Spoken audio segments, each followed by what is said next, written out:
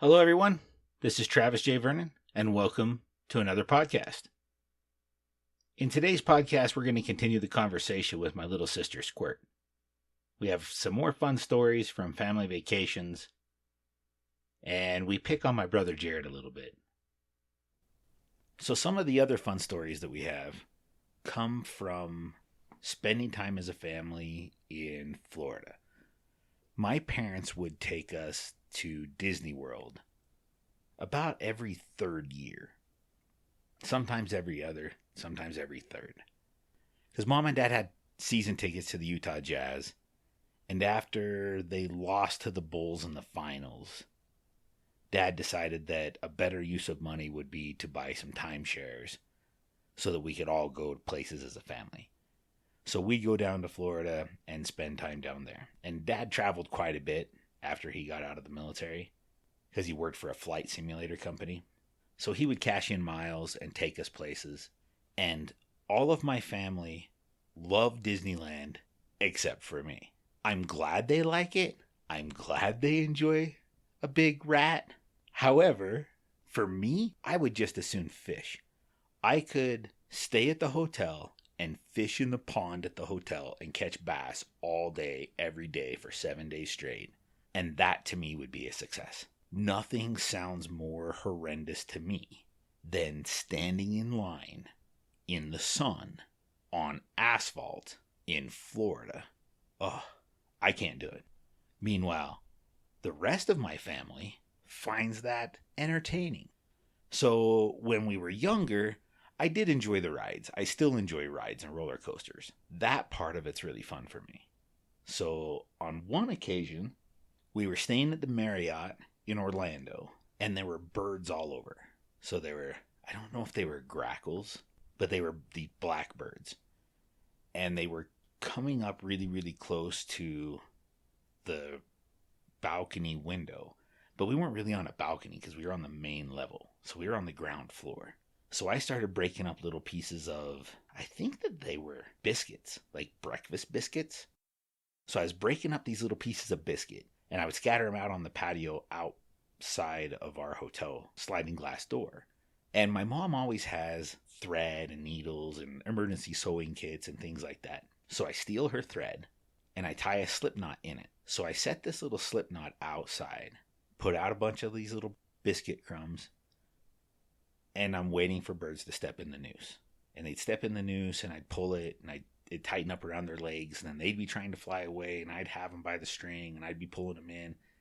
And you had to be really gentle because they were bigger birds, and it was really thin thread, and so it would break all the time.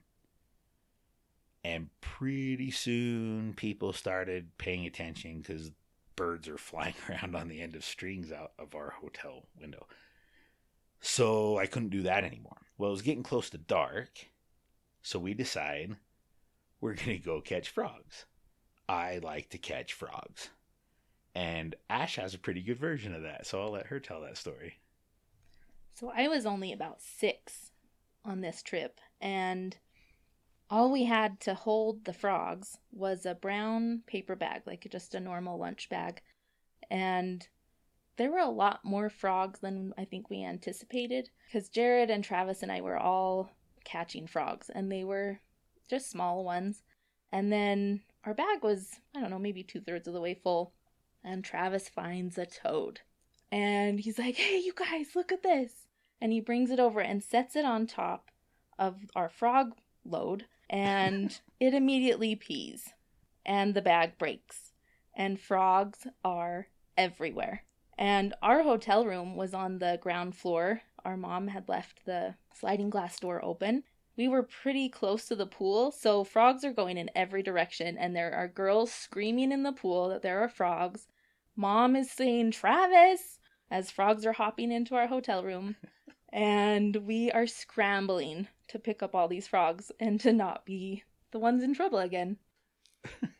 So we get in trouble all the time. In fact, that reminds me of another time. Epcot Center is probably the most boring of all Disneyland adventure theme parks. In your opinion? In my opinion. And when you get over to the little Japan World place, there were these little tiny lizards all over the rocks. And they also had koi. And those of you who've listened to my podcast in the previous episodes know that koi to me is just another fish to be caught. Well, you can't fish in the Japan park of Disney World, apparently, in Epcot Center. But what you can do is catch the little lizards that are running around and throw them in the water, and you can watch the koi eat the lizards, which was extremely entertaining for me. And then I thought, well, if there's fish in the koi pond and they're trying to eat the lizards, I wonder if there's bigger fish across the walkway in the big part of the park. So I caught another lizard and I went over there and dropped it in. At this point, apparently some people had seen me and they're like, what are you doing throwing those lizards in the water? At which time a duck came out from underneath the bridge and ate the lizard. And I'm like, oh, that was awesome. And I went to go get another lizard and people were saying stuff. And my parents figured out that I was causing a scene. And so they put the kibosh on that pretty quick. But we still catch lizards every time we're at the Japanese World Showcase. See, I don't even know what the name of it is. It's been many, many years since I went there. And there will be many, many more before I go again, if ever. That's all right. You can look at all my pictures. So another one of my favorite Travis memories, adventures that we've been on is we got to go deep sea fishing for my first time when I was about 17. And there was only 4 of us. And we went on this little, 13-foot boat. Oh, it was bigger than that. It was like a 21 or 26 foot pretty little. Boat. It was off of Cocoa Beach, Florida. So we were on the Atlantic side. And we went with Captain Stan. He took us, I don't know, maybe half an hour out there on this boat. And wasn't the boat called Cool Beans? I don't remember. I think it was. So Captain Stan, Cool Beans, he was a fun guy. He was a fun guy. He was very knowledgeable. He started chumming the waters, telling us what to do, what to expect, the kind of fish we were about to catch, what to do when we catch a fish, not to freak out. You know, the chances of catching things like sharks or barracudas and things like that I was worried about, he said were pretty low and not to worry. So we all had a great day. I caught the biggest fish I've ever caught, a great big king mackerel. Could barely even lift it. And in my picture, Captain Stan had to reach over and hold the, what is that called, Travis? A gaff. The gaff, yes. I'm very well versed in fishing knowledge. So he was helping me hold my fish up for my picture. At about that time, our brother caught something big. Yeah, Jared's a big guy. So even at this age, he was buckled down, bent over, bright red, and cranking as hard as he could. And even Captain Stan was like, I think you're on the bottom. And Jared says, no, I felt it. It's definitely a fish. And he got it up maybe 4 or 5 turns of the reel. And then the fish went back down. And you could see the reel just pump, zit, zit, zit. And off it goes back down to the bottom. And Captain Stan's like, yeah, that is a fish. Let's keep fighting it. So he worked on that for, I would remember maybe about 30 minutes. It was a while. All at once, it seemed like this great big nurse shark just came out from underneath the boat. We kind of gasped, at least I did, because I am terrified of sharks. It was really cool. Captain Stan told us to come and look at this awesome nurse shark that Jared had just caught. It was about 6 feet, and he told us that the skin feels a lot different than the way it looks. It looks really smooth and it's actually really rough, and that we should try and touch it. It's smooth going from head to tail. It's like sandpaper going from tail to head, like all sharks. We all kind of lined up and there wasn't a lot of room for me, so I kind of went up by the head. And I reached out to touch it and it turned. And I remember Captain Stan grabbing me and pulling me back. And it missed my hand by just a couple inches. It was pretty funny. Captain Stan's like, don't pet its head. Yeah, I'm never going to do that again. But it was cool. It was cool. And we caught tons of fish that day. That was a really fun day. That was also the day that the barracuda bit the red snapper in half. Oh, that's right. Jared had that big red snapper on, and just as it was getting to the top of the water, Captain Stan leaned over with the gaff to gaff the red snapper. And there was a barracuda must have just been hanging out under the boat. It was like a bolt of lightning, I swear. Came out from under the boat, cut his red snapper in half. Jared, all he had left was the head of the red snapper on the rod. And the cuda just sat there eating it. And the first thing Captain Stan and I do is grab another rod. Let's see if we can catch that. But he was satisfied with his giant red snapper and wouldn't give us the time of day. So what other stories you remember? I always have lots of stories of you. Which ones do you want me to share? You can share any stories you want. And I will let everyone know how false they are and fabricated. Sure. I can tell them of all the times when my older siblings would babysit me as my parents would go out on date. And we would always end up watching scary movies. I remember watching Poltergeist, and then everyone was so freaked out that somebody needed something in the basement. And we went all together in a group down into our unfinished, scary basement. Something spooked one of you, and you all took off and left me, the youngest by a lot, down in the basement in the dark by myself after watching Poltergeist. Thanks. But did you die? No, but I almost did. Sure thought I was going to. That was scary. We still do that. Jared was hands down the worst on watching scary movies, even to this day. I remember one time my oldest sister, at this time she had 3 kids. The 2 oldest were boys and then a girl. And they were going to come and visit and stay with me. And I was about 2 hours away. And at the time I was living on the Utah-Idaho border. And it was a little farmstead. And it was just an acre. I had a barn and a nice little house. Green grass out the back. And then about 100 acres of corn that was off my property, but my grass went right up to the edge of this corn.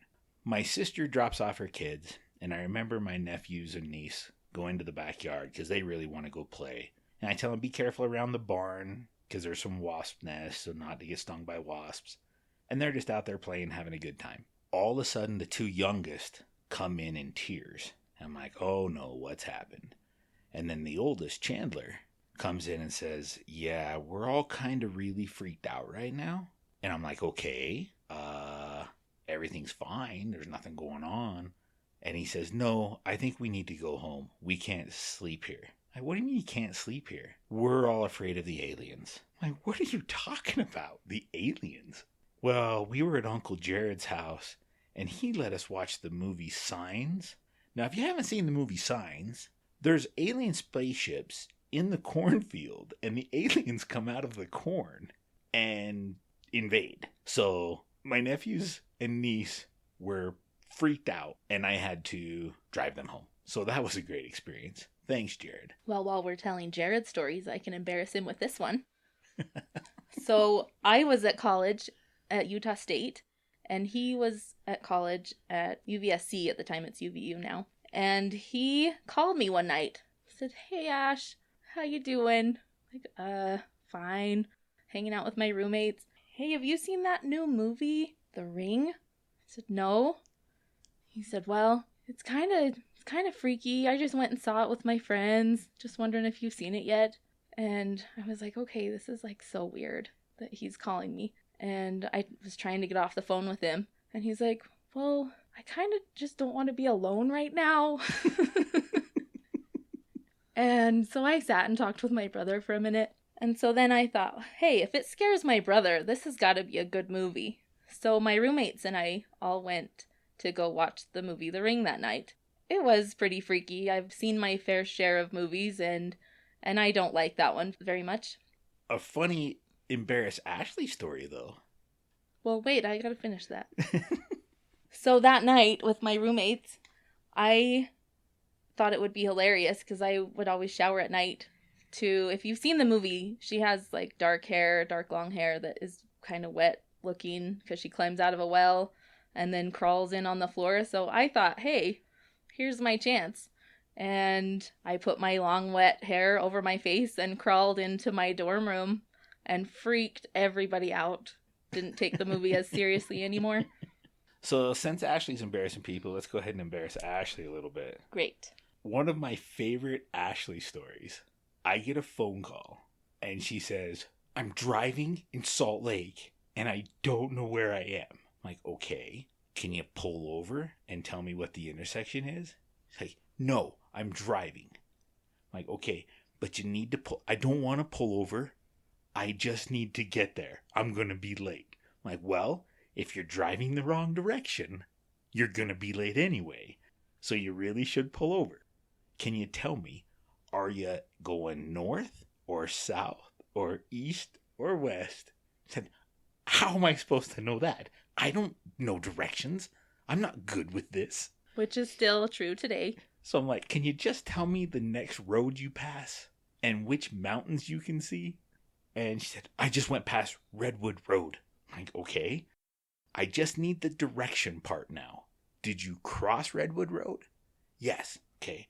So you're either going east or west. Are you going towards the Great Salt Lake or away from the Great Salt Lake? I'm going towards the Great Salt Lake. Okay. Now I know where you are. Where are you trying to go? She said, well, I'm trying to go. Where were you trying to go? I was meeting my friends, my college roommates, at the Jordan Commons in Salt Lake. So you needed to go north. You're still asking me things I'm not sure of. No, it was down towards Sandy. Don't laugh at me. I can't do that. So she needed to go south. Still cracks me up. So I told her, you've already gone too far. You need to stop. At which point, she gets mad at me and hangs up the phone.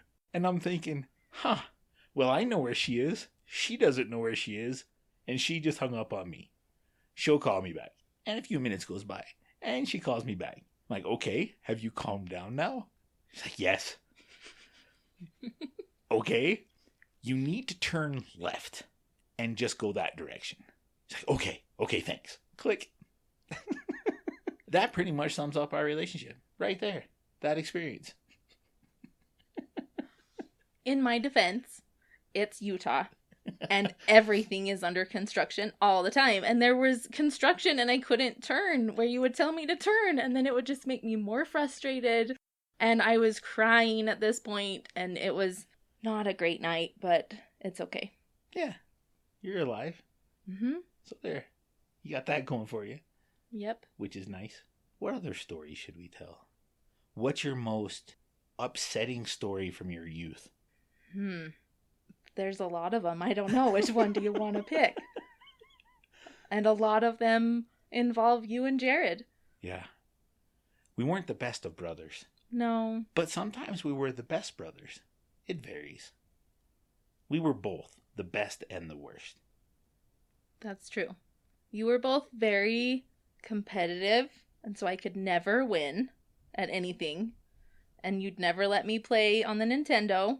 I'd have to sit and watch forever and not get to play. That's just Jared, because I also never get to play. That's true. And the competitive part comes from my dad, because to this day, I and Jared and Ashley, and I don't think my older sisters, have ever beaten my father at a game of Risk. Never. I remember going to bed in tears, because my mom would let us, take over her part of the world. And she would say, Larry, just let him win once in a while. And my dad would say, they won't learn if you make it easy. So he would always make us compete. And we still haven't beat him. So, yeah, to this day, my father is still the Risk champion in our family. Well, no one will play him anymore. Well, yeah, it's annoying. It's a losing battle. He's going to be super stoked that we're talking about him again. That's okay. I get lots of phone calls. I don't remember that story. When did I ever say that? Well, I fish for a living, so I embellish. A little tiny bit sometimes. A lot. However, I have a fish story. And I outfished you one day. When we went camping, we had a secluded little spot up in the Uinta Mountains that we love to go every year. And when I was younger, I liked to go camping a lot more than I do now. And I love to go fishing with you guys. And we always had a competition to see who could get the most fish and who could get the biggest fish. One day I beat everybody. We went down to the little stream that came off the reservoir. And there was a nice little hole. And my dad said, okay, Ash, go ahead and put the worm right over there. Let it go over the little waterfall and down into that hole. And I got a fish. And then he said, okay, you can do it one more time. There's usually, a couple fish in each hole. So I did it again, got another fish. And he's like, okay, that's probably as good as it's going to get. Let's move down. And I said, no, I've got a good feeling about this. I think I'm going to stay right here. Like, well, and left me and walked down the river a little bit, or the stream. And I stayed there and pulled 6 more fish out of that little hole and put them on the little Y stick that our dad showed us how to do, and came around the bend to find my dad and my brother holding 8 fish. And I won that day. 8 fish was the limit during that time period. So, yeah, Ashli limited out in one pool. You know a story you should tell? What? The day that you were able to speak to the cattle. No. This is a misconstrued story. And it's not funny. It was pretty funny. It wasn't funny. I am afraid of cows. I always have been. I don't know why. I just don't like them. And there was a whole bunch of cows in our yard from the neighbor's farm. I went and got on the trampoline so I would stay away from the cows. And I started jumping and I started mimicking the noises. And then you guys have teased me about it my whole life. To the layman who was standing and observing, it was a girl on a trampoline communicating with cattle. Moo. It wasn't like that. It was a lot more realistic than that. But I have always been good with animals, so it's part of my charm. All right, everybody. Well, thanks for listening, and get out there and live your stories.